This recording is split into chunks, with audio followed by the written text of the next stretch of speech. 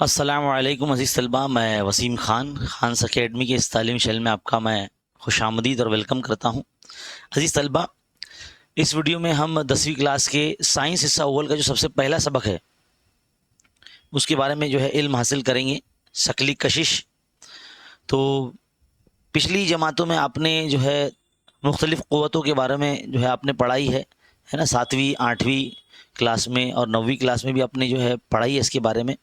बस उसी चीज़ को जो है ना एक तरह से रिवाइज़ करते हुए और उसका इयादा करते हुए हम इस नए टॉपिक की तरफ जो हमारे 10वीं क्लास के लिए जो अहम है उसके बारे में जो है मालूमात हासिल करेंगे।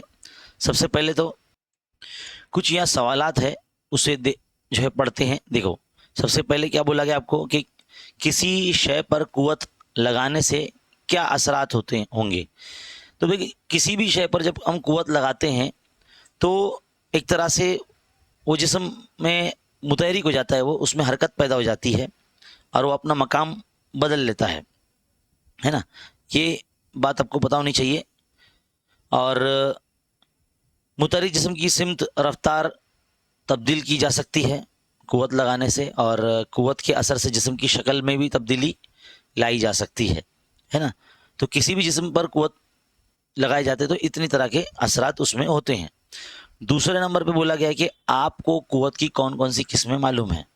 आपने छोटी क्लास में पढ़ाई है कि मकनातीसी कुव्वत है, बरकी कुव्वत है, रगड़ की कुव्वत है ना, शकली कुव्वत है, वगैरह वगैरह। ये तमाम कुव्वतों की किस्में हैं, ठीक है। फिर उसके बाद आपने छठी 7वीं क्लास में ये भी पढ़ा है कि शकली कुव्वत कशिश के मुतालिक आप क्या जानते हैं, है ना। पिछली जमातों में छोटी क्लासों में हमने पढ़ा है।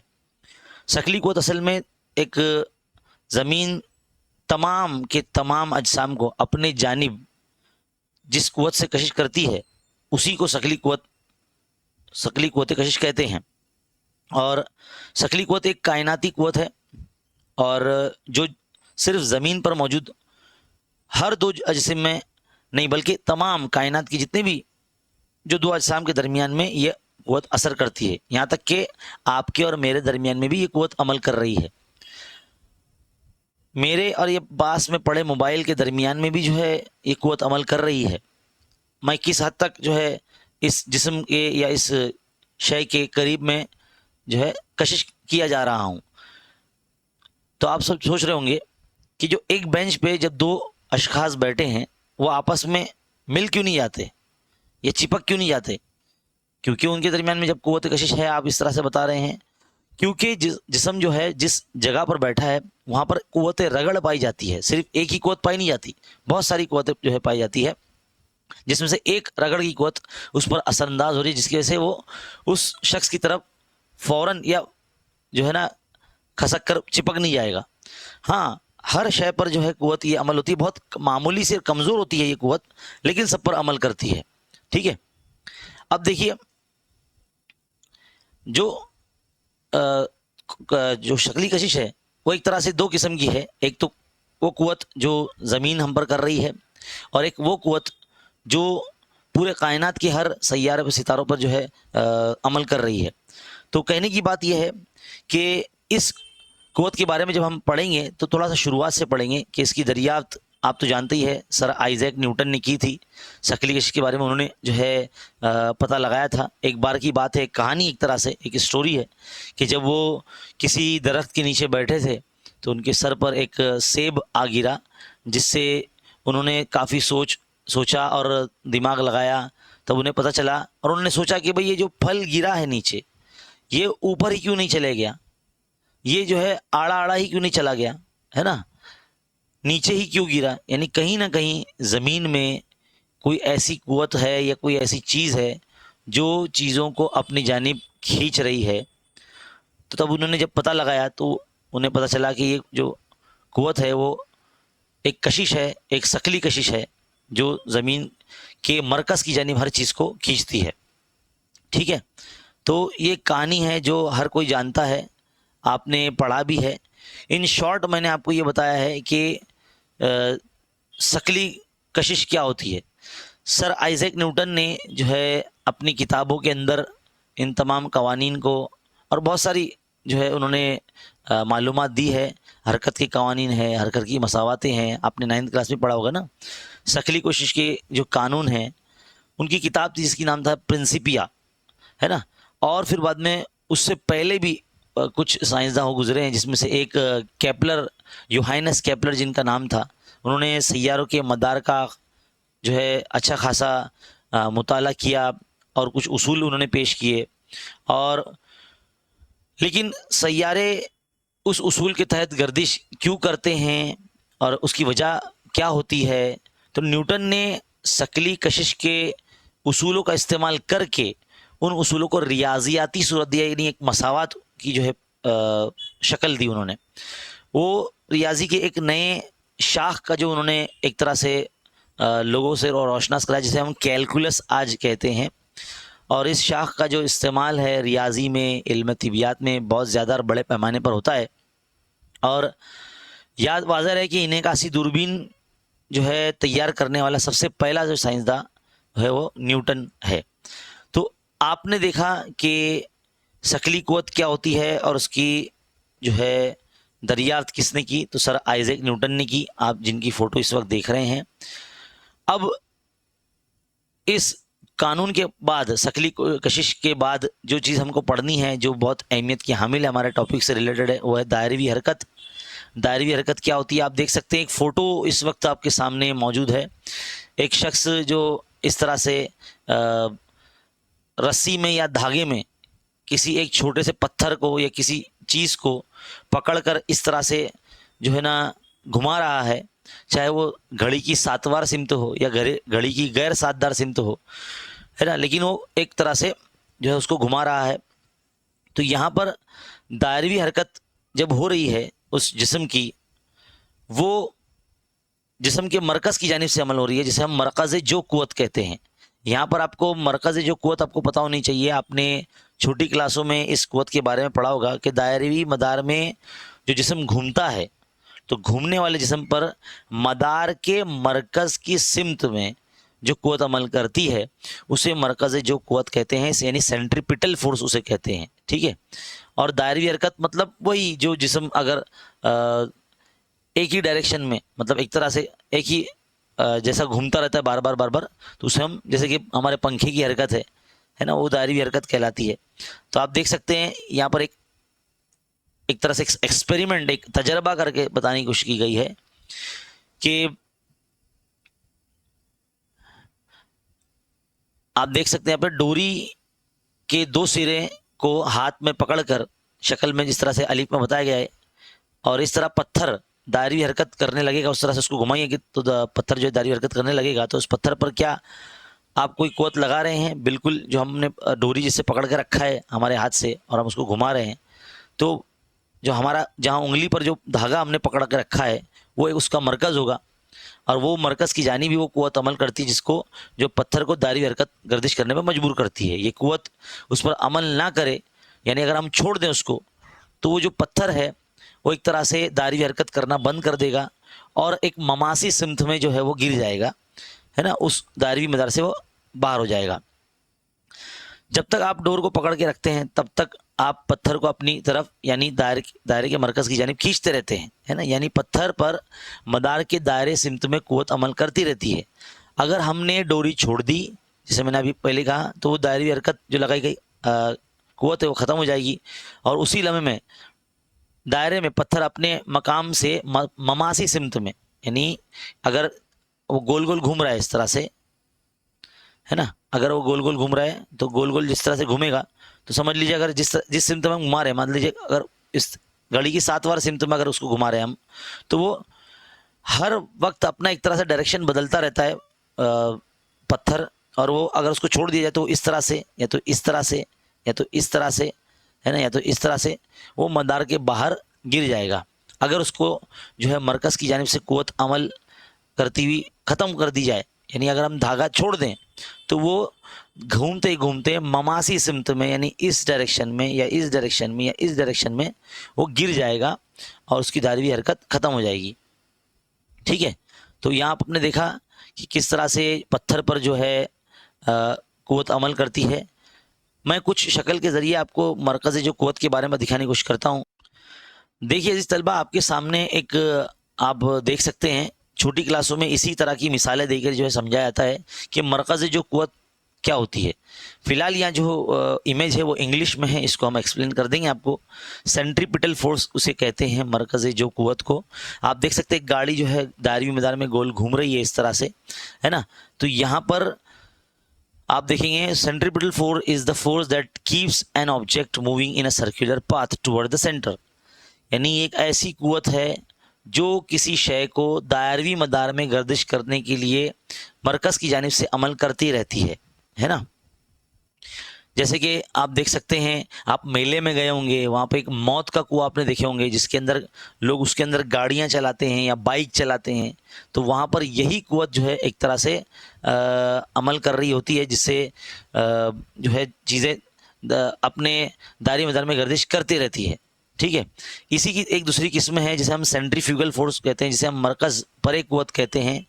ये आपने जो है देखे होंगे इसके अंदर भी, है ना, जो मैंने आपको बताया अभी मेले के अंदर। तो centrifugal force is the apparent force that seems to push an object away from the center when it is moving in a circle।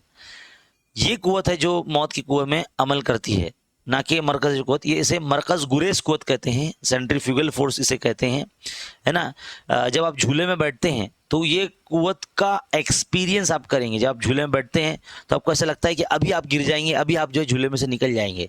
तो उसको कहते हैं मरकज़ गुरेज कुव्वत, apparent force away from the centre, जो मरकज़ से परे कुव्वत अमल करती है ना। जब कोई शय दायरवी मदार में गर्दिश करता है या कोई जिस्म दायरवी मदार में गर्दिश करता है, अगर उस शय पर, घूमने वाले जिस्म पर कोई कुव्वत मरकज़ से परे अमल करती है तो उसे हम मरकज़ गुरेज कुव्वत कहते हैं, है ना। फिलहाल ये जो पॉइंट है इस सबक में मौजूद नहीं है, मरकज़ गुरेज कुव्वत। मरकज़ जो कुव्वत है इसी का उल्टा जो है वो कुव्वत जो मरकज़ की जानिब अमल करती है, जो जिस्म को मरकज़ के अतराफ में दायरी मैदान में गर्दिश करने में अमल करती है, उसे हम मरकज़ जो कुव्वत कहते हैं, जो आपने देखा यहाँ पर हमने मिसाल के ज़रिए बताया।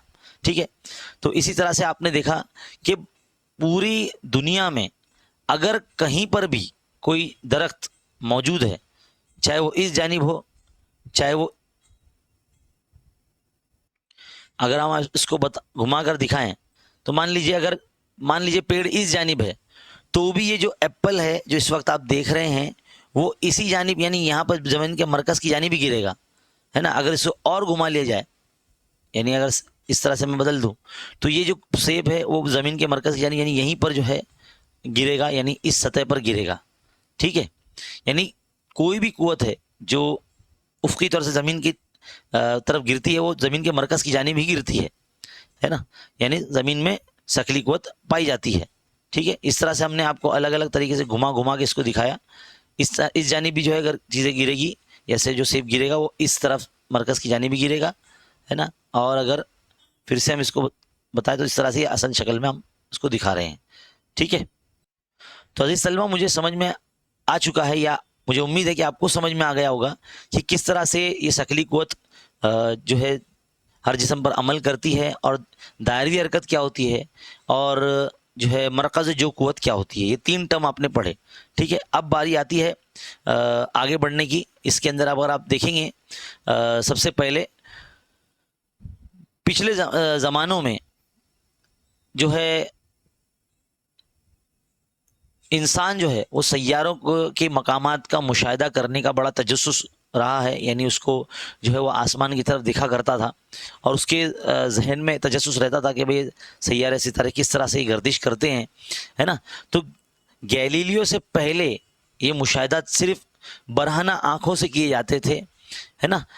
सिर्फ आँखों से देखा जाता था, क्योंकि उस वक्त जो है कोई दूरबीन, कोई खलाई दूरबीन या कोई बाइनोकुलर्स वगैरह जिसे हम दूर की शय पास देख सकते हैं, ऐसा कोई मौजूद नहीं था। तो 16वीं सदी तक सैयारों के मकामात और हरकत के मुतालिक बहुत सी मालूमात जो है हासिल हुई थी।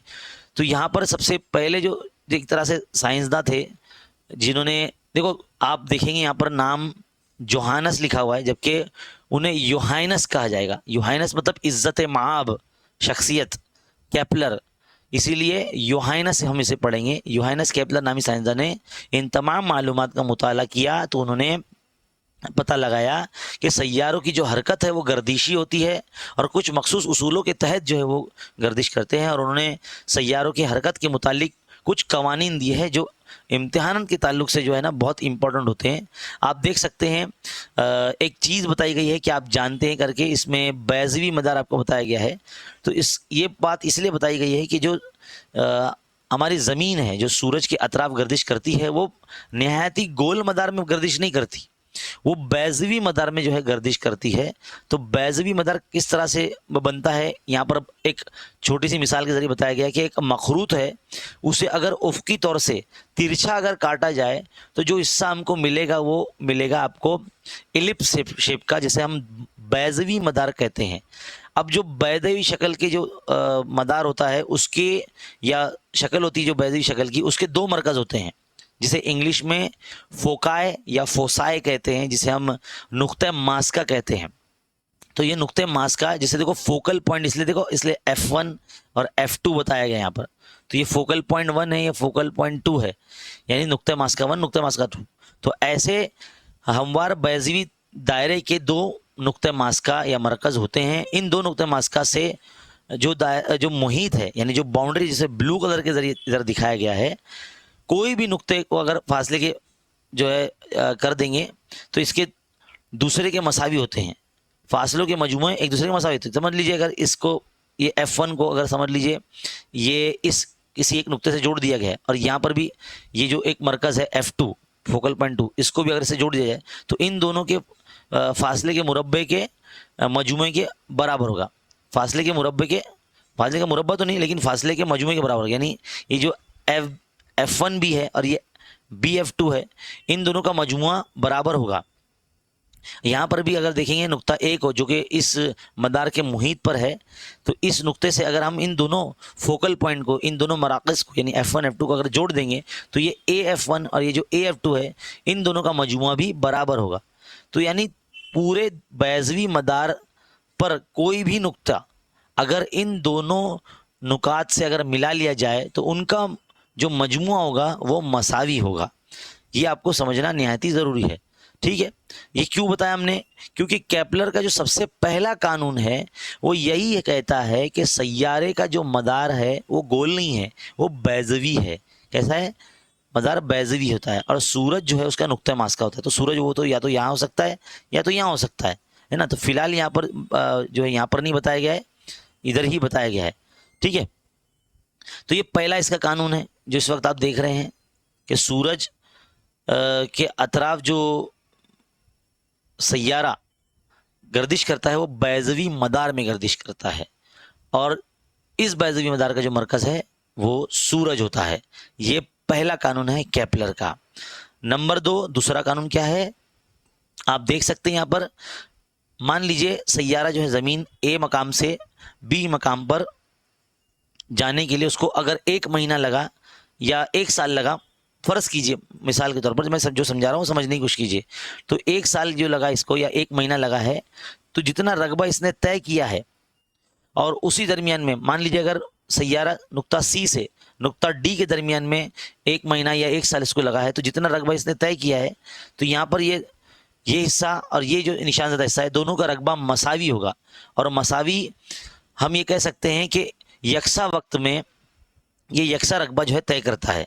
तो इसीलिए दूसरा कानून जो है केपलर का ये है कि सैयारे को सूरज से जो जोड़ता है, जो खत मुस्तकीम जो जोड़ता है, वो यकसा वक्त में यकसा रकबा तय करता है। यानी ये जो AS है ना, ये AS है, जब वो SB पर गया और इसी तरह से जो SC जो है वो SD के पर गया, तो जितना रकबा इसने तय किया वो यकसा वक्फे में तय किया है और यकसा रकबा इसने बनाया है।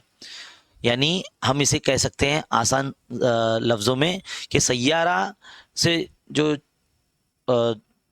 हिस्सा है, जो उसकी दूरी है सूरज से, वो जो अगर उसको जोड़ लिया जाए, एक खत मुस्तकीम एक खत खींचा जाए, तो ये जब रोटेट होगा तो जितना वक्त लेगा वो उतना रकबा जो कि मसावी रकबा होगा वो तय करेगा। इसे हम केपलर का दूसरा कानून कहते हैं। आप ये जो गाढ़े घाट अल्फाज में जो देख रहे हैं, ये केपलर का दूसरा कानून है कि सैयारे को सूरज से जोड़ने वाला जो खत होगा वो यकसा वक्त में यकसा रकबा तय करेगा। देखो यहाँ बताया गया है AS और CS खत मुस्तकीम एक खत से जोड़ा गया है, और ये जब घूमता है तो ASB और CSD रकबे बनते हैं जो कि मसावी होते हैं।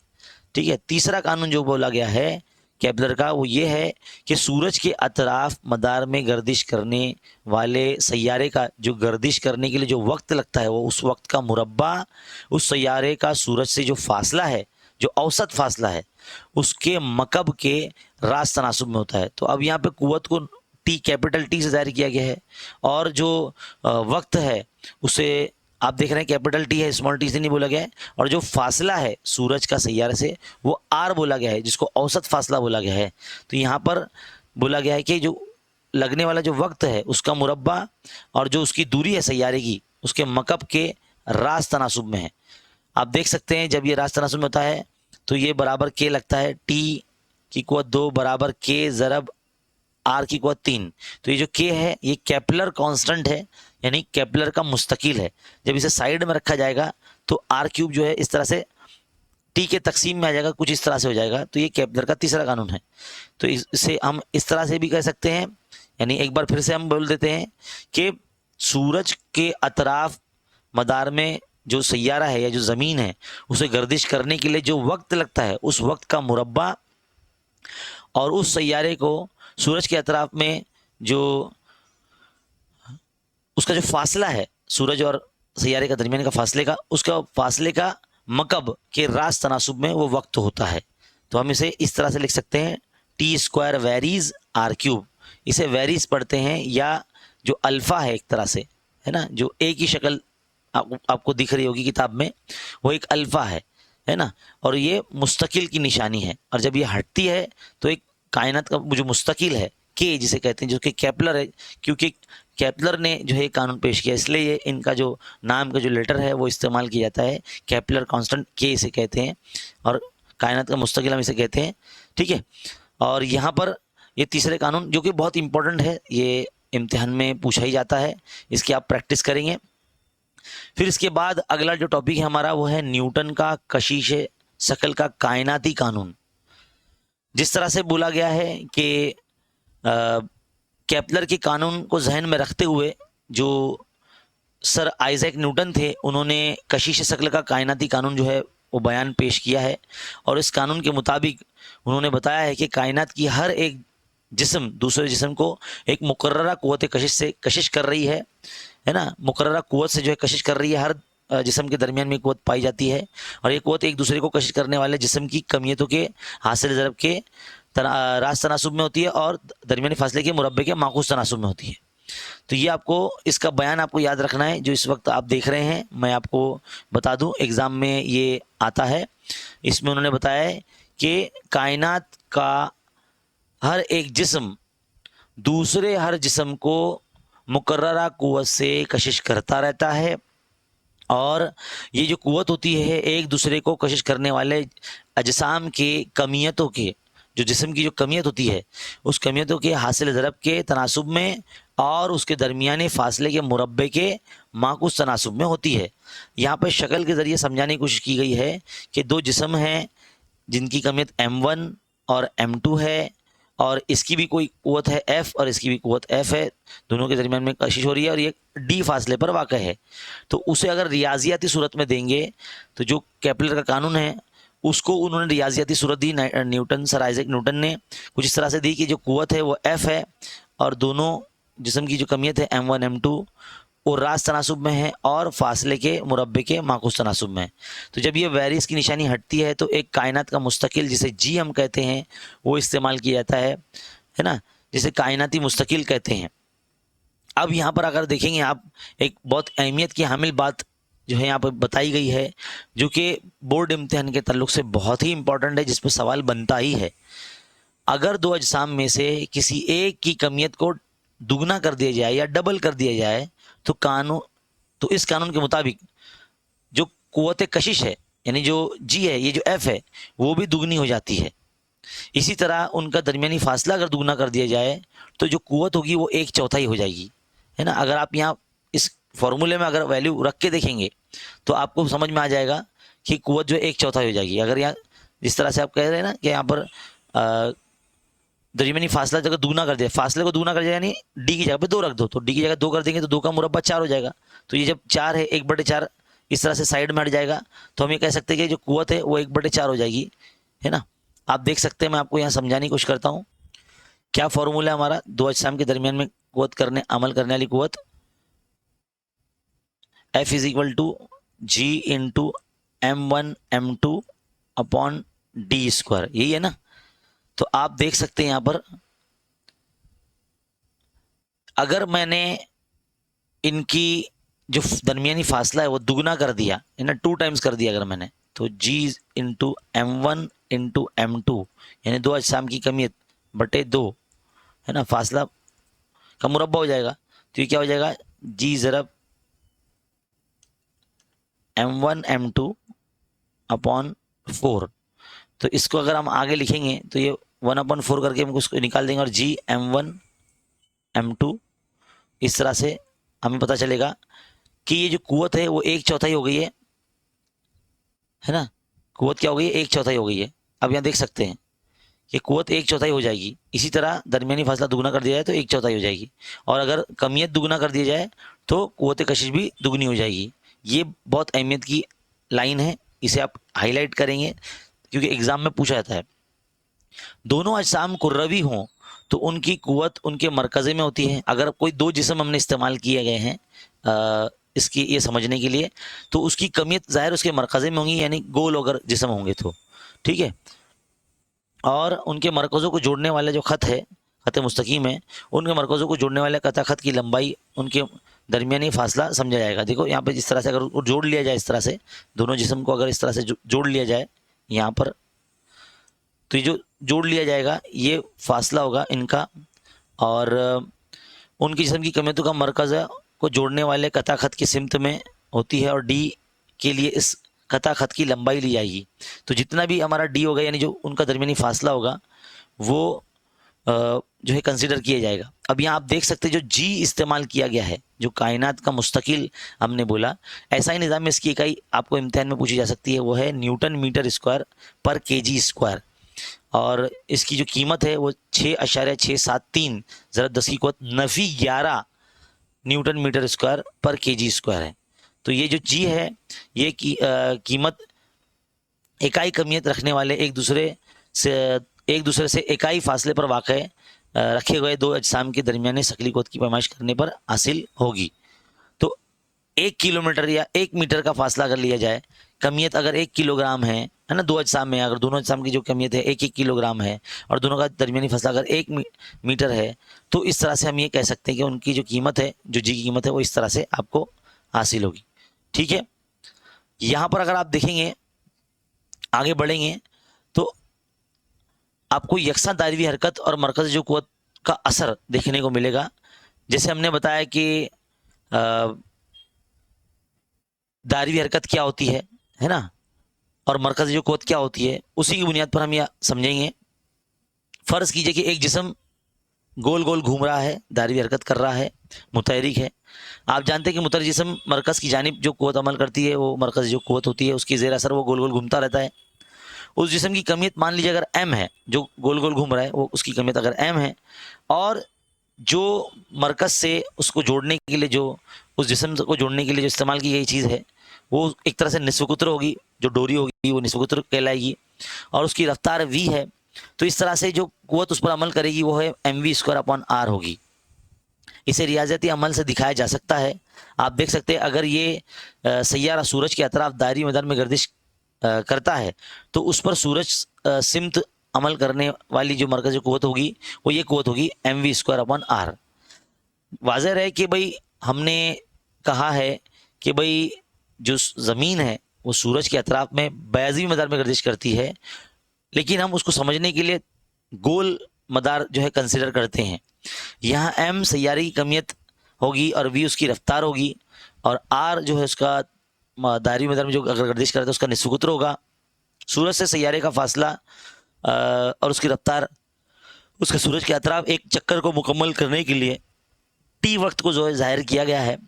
अब जब गोल गोल जिस्म कोई घूमेगा, तो गोल गोल अगर घूमता है तो आप जानते हैं, आपने जो है छोटी क्लास में पढ़ रखा है कि जो दायरा होता है वो दायरे का जो एक तरह से बाउंड्री है, ये जो उसका मुहित है ना, उसका जो मुहित है उसका फॉर्मूला क्या होता है, 2πr होता है ना, 2πr होता है, यानी मदार का मुहित हम उसे कहेंगे, ठीक है। और वक्त टी है, तो हम उस तरह से अगर उसका रफ्तार देखेंगे, उस रफ्तार की, उस जिस्म की रफ्तार की, तो v इज इक्वल टू, रफ्तार क्या होता है, हटाओ बटे वक्त होता है ना। तो हटाओ क्या होगा, वो 2πr होगा जो दायरे मदार में गर्दिश करेगा, और t क्या होगा, उसका वक्त होगा, है ना। अब ये जो v की कीमत आई है, ये जो v की कीमत आई है, अगर इस फॉर्मूले में जो मरकज़ जो कुव्वत का फॉर्मूला है, जो कुव्वत अमल कर रही है, जिसे उसको मदार में या गोल गोल घूमने में मजबूर कर रही है, इसमें v की जगह पर अगर हम रख देते हैं तो आप देख सकते हैं mv²/r, तो v की जगह पे देखो ये रखा हुआ है 2πr/t। यहाँ पर जब इसका मुरब्बा हो जाता है तो ये 2 का मुरब्बा 4 हो जाएगा, पाए पे भी स्क्वायर लग जाएगा, आर पे भी स्क्वायर लग जाएगा, और टी पे भी स्क्वायर लग जाएगा। यहाँ पर देखो क्या किया गया है, यहाँ पर आप देख सकते हैं मुरब्बा करने के बाद जो चीज़ हासिल हुई है यहाँ पर, तो उसको आर स्क्वायर से ज़रब और तकसीम करने पर तो हमें क्या मिलता है, 4m π² / r², और ये आर से जब आर स्क्वायर ज़रब हो जाएगा तो आर क्यूब हो जाएगा, और ये टी स्क्वायर यहाँ पर एज इट इज़ है। अब आपको तो मालूम ही है कि r² / t² क्या है, वो केपलर का तीसरे कानून के मुताबिक मुस्तकिल है, क्योंकि ये जो उल्टा है, क्योंकि हमने पढ़ा है t²/r³ पढ़ा है इक्वल टू के है, तो अगर ये r³/t² हो जाएगा तो ये 1/k हो जाएगा, है ना, उसका माकूस हो जाएगा। तो फिर भी हम t²/r³ की जगह पे हम k मानेंगे, है ना। तो ये जो हिस्सा है, इतना पूरा हिस्सा ये मुस्तकिल हो जाएगा, तो बचेगा क्या, r² बचेगा। देखो 4m π² / r² है, और ये जो हिस्सा है k है, तो ये जो पूरा हिस्सा है पूरा यहाँ से यहाँ तक ये क्या हो जाएगा, मुस्तकिल हो जाएगा। आप देख सकते हैं यहाँ पे बताया गया 4m π² / r² k जो है ये मुस्तकिल हो जाएगा, इसलिए क्या बचेगी कुव्वत, F वेरीज 1/r²। तो इस तरह से हम ये कह सकते हैं कि न्यूटन ने ये ज़ाब्ता अखज़ कर दिया कि सूरज और सैयारे के में जो मरकज़ है, जो कुव्वत जो सैयारे को गोल गोल गर्दिश करने पर मजबूर करती है, वो उसके दरमियानी फासले के मुरब्बे के माकूस तनासब में होती है। यानी जो कुव्वत होती है जो दायरे मदार में गर्दिश कर रहा है, वो उसके फासले के मुरब्बे के माकूस तनासब में होती है, या हम ये कह सकते हैं। तो ये जो है ना, एक तरह से बहुत इम्पोर्टेंट है ये डेरिवेशन जो इस वक्त आप देख रहे हैं, जो हमने ज़ाब्ता खस करके दिखाया। इसकी आप प्रैक्टिस कीजिए, हो सकता है कि 1 से 2 मरतबा में आपको समझ में ना आए, लेकिन इसको बार बार आपको करना होगा। चलिए अजीज तलबा, इसी जो है फॉर्मूले को हम आपको फिर से हल करके बताते हैं। तो देखो, जो कुव्वत है जिससे जो जिस्म दायरे मदार में गर्दिश कर रहा है, वो यही है, F is equal to mv²/r। अभी हमने देखा कि फासला क्या, रफ्तार क्या है, हटाओ बटे वक्त। तो हटाओ क्या है, वो दायरे मदार में गर्दिश कर रहा है, जिसको हम मुहित बोल रहे हैं, जिसका फॉर्मूला 2πr है ना, और वक्त t है।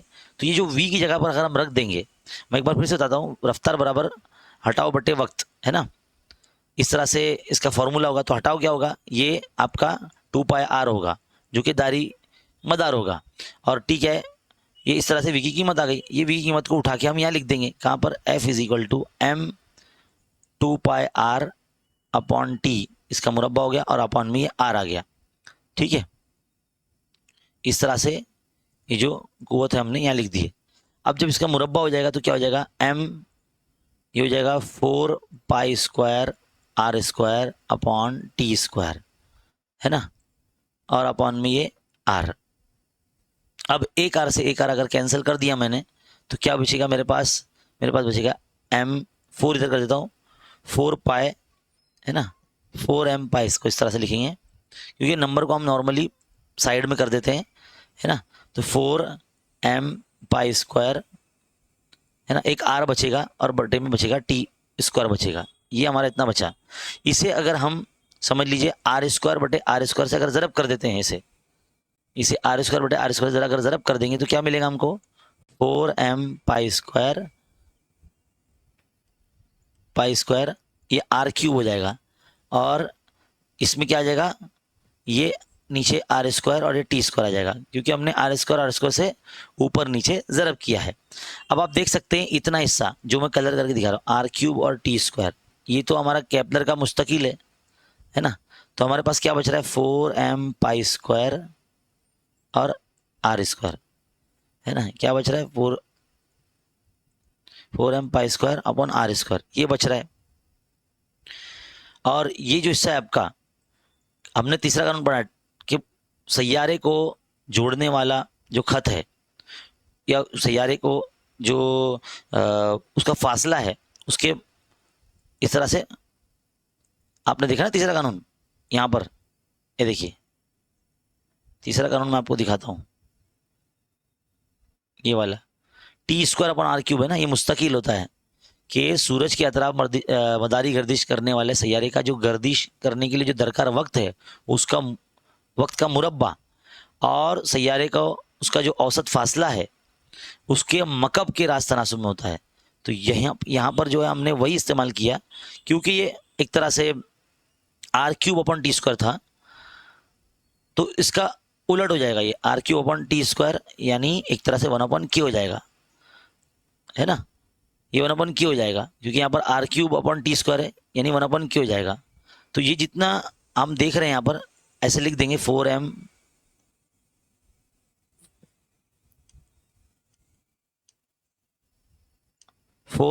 Pi square upon r² into k आ जाएगा। तो ये जो पूरा हिस्सा ये वाला, ये पूरा कांस्टेंट है, मुश्तरिक है मतलब। तो बच रहा क्या है हमारे पास, 4m² अपॉन k, एक तरह से आपका क्या ये मुस्तकिल है, क्या ये मुस्तकिल है। तो आपके पास सिर्फ बचेगा r²। तो हम ये कह सकते हैं कि जो कुव्वत है वो उसके फासले के मुरब्बे के रास्त तनासुब में होती है, इस तरह से हम बता सकते हैं, फासले के मुरब्बे के रास्त तनासुब में होती है। और यही हमने आकाश किया यहाँ पर किताब के अंदर, आप देख सकते हैं ये वाला। बहुत से बच्चे ना इस डेरिवेशन से थोड़े से घबरा जाते हैं कि भाई ये कैसे आया।